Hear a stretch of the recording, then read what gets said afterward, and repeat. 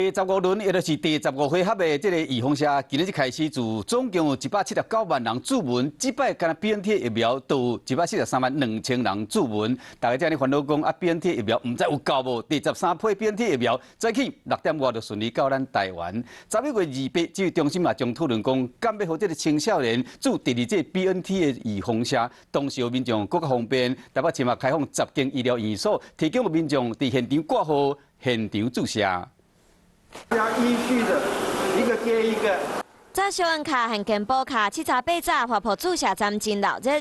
第15轮疫苗开始注射，提供 BNT、莫德纳和 AZ 3种疫苗，总共179万人注文，其中干那 BNT 疫苗都143万人。毛未少民众想要偷懒咧做，马上都来抢。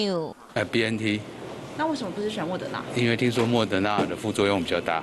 从今日开始，除了像1922平台注文，北市嘛开放10间医疗院所提供民众现场挂号。这位施小姐因为一直无注文，就想要挨时段，趁开放头一天就来试看卖。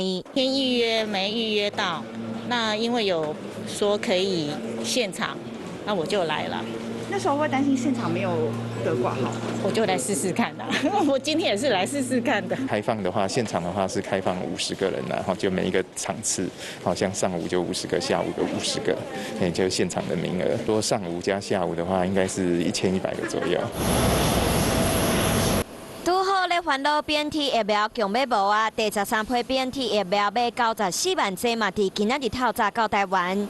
指挥中心会伫11月28开会议讨论，敢要互青少年注第二剂 BNT 疫苗。不过，却无禁止家长带囡仔去校外注射，安尼政策互专家批评无负责任。在防疫的观点来讲，当然该接种。那防疫单位也没有把这个不良反应好好的说清楚，放了一个口。 让校外能够打，让老百姓自己去决定的意思嘛。所以政府不愿意负责，就变成这样子。王仁贤认为，指挥中心应该公布青少年注第二剂 BNT 疫苗有可能发生心肌炎的数据，佮有其他相关的副作用。若是无讲清楚，干奈互学生佮有家长唔知影爱安怎做。